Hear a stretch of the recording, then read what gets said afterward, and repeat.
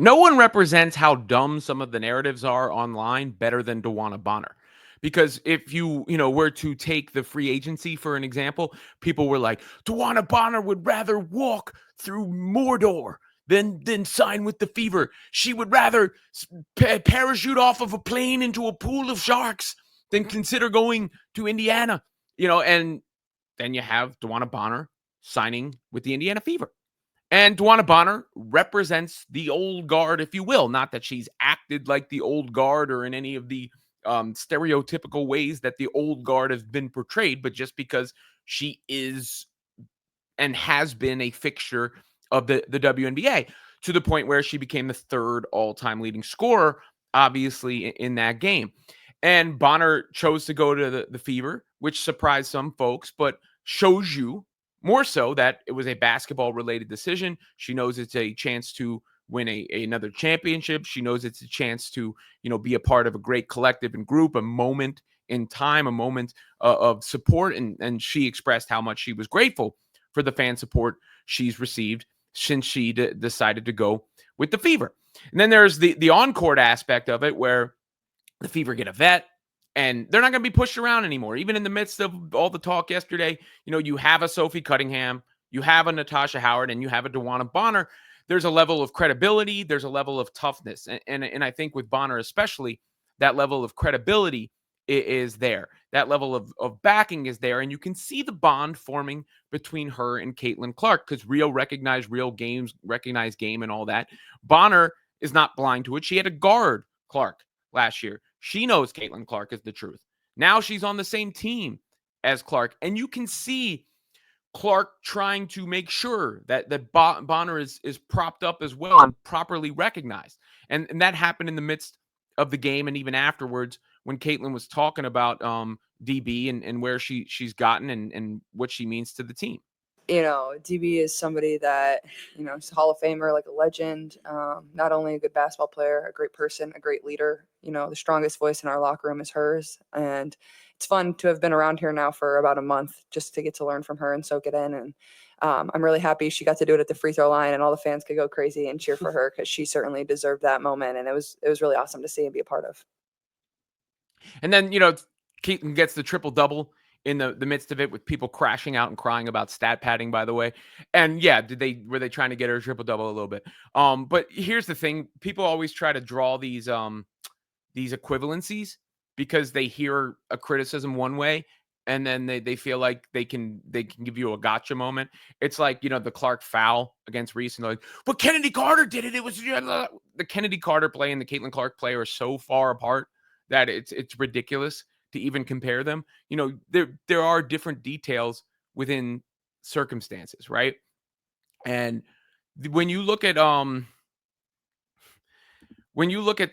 Clark play, it's within the confines or the context of basketball. When you look at the Carter play, obviously she hip checked her in a dead ball. Difference, right?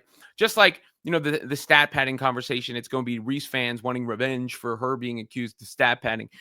What Reese, especially like towards the end of that double-double streak when they were force feeding her the ball when the difference between the game clock and the shot clock was no longer existent. That was what elicited the stat padding allegations, right? Not if she was in the game late and happened to get a rebound or a point. And same, with Clark, was it stat padding because they're trying to get her a rebound? Sure, I guess. But it's not the egregious level of stat padding. There's a different set of circumstances. Clark wasn't, missing her shot on purpose to try to get a rebound when the Fever had the ball and could have ran the clock out. They're different set of circumstances. Regardless, they both get those moments in the same game.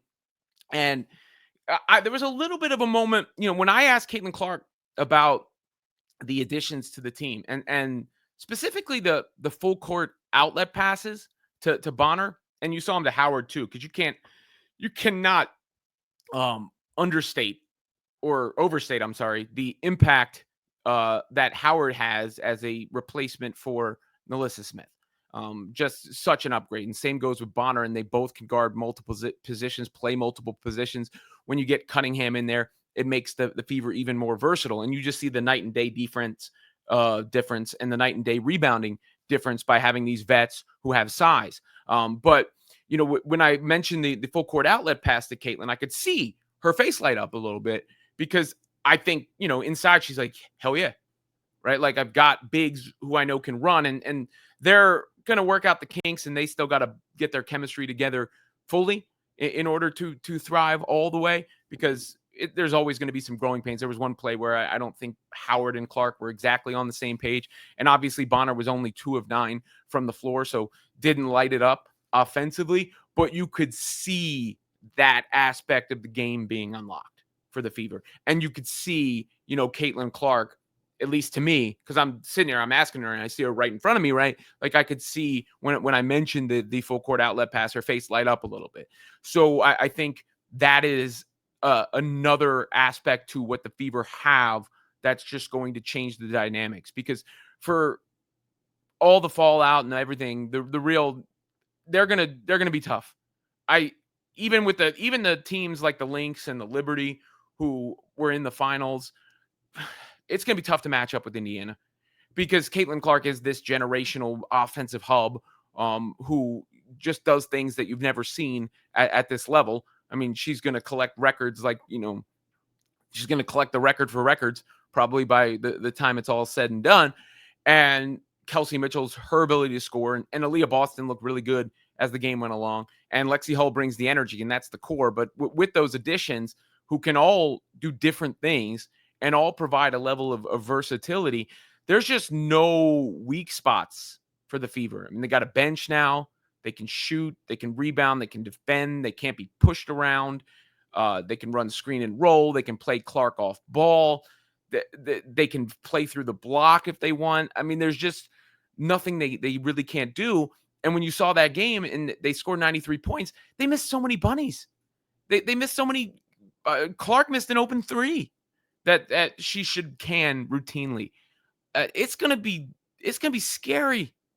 But I think nobody represents the difference between last year's Fever and this year's Fever better than DeWanna Bonner, and killing the stupidness and the silliness that surrounds the team better than DeWanna Bonner, because that's someone who's been around the league, has done it all, was on the other side in the Connecticut Sun team. Same with Stephanie White, by the way, the coach, decided to go over to the Fever and clearly has already developed a quick bond with Caitlin Clark, because Clark is a team player.